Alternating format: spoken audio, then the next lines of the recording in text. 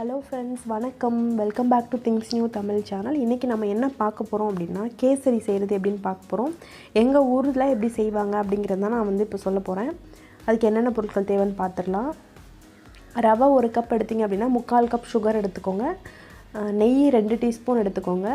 Colour powder தேவையான அளவு, முந்திரி பருப்பு தேவையான அளவு எடுத்துக்கோங்க. ஏலக்காய் பவுடர் வேணுங்கிறவங்க ஒரு பிஞ்ச் எடுத்துக்கோங்க.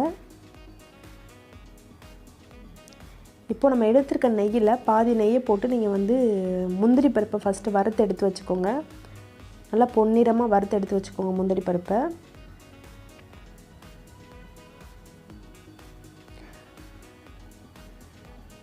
எல்லாருக்குமே தெரிஞ்சிருக்கும், தெரிஞ்சவங்க இந்த வீடியோ தாராளமாக ஸ்கிப் பண்ணிடுங்க. ஸோ இப்போ முந்திரி பருப்பு நல்லா வறுபட்டுருச்சு.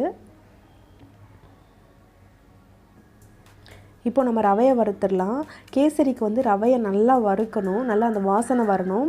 சேம் டைம் கலரும் மாறக்கூடாது. ஸோ அதுக்கேற்ற மாதிரி நீங்கள் சிம்லே வச்சுட்டு வருங்க.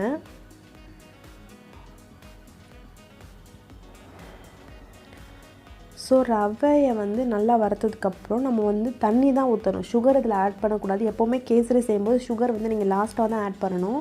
ஃபஸ்ட்டே ஆட் பண்ணிட்டீங்க அப்படின்னா அந்த ரவை எதுவுமே வேகாது. இப்போ நான் 1 கப் ரவை எடுத்திருக்கேன்னா அதுக்கு நீங்கள் 1.25 கப்பு தண்ணி ஊற்றுங்க. வேணுங்கிறவங்க 2 கப் கூட ஊற்றிக்கலாம். உடனே சாப்பிட்றவங்க 1.25 கப் ஊற்றுங்க. கொஞ்சம் லேட் ஆகுங்கிறவங்க 2 கப் வரைக்கும் தண்ணி ஊற்றிக்கோங்க. ஏன்னா லேட் ஆக ரவை கேசரி கட்டியாயிரும். ஸோ நான் இப்போ தண்ணி ஆட் பண்ணிட்டேன். தண்ணி கொஞ்சம் கொஞ்சமாக ஆட் பண்ணுங்கள், அப்போ தான் கட்டிப்படாது.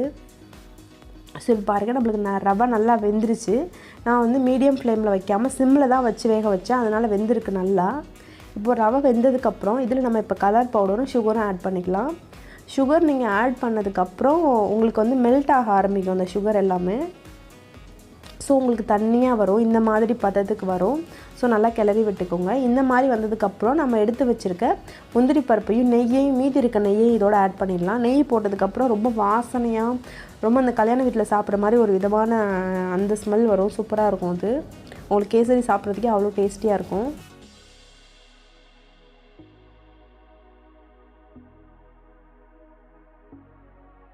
அவ்வளோதான், நம்மளுக்கு கேசரி ரெடி ஆகிடுச்சு. இது ரொம்ப சிம்பிள்.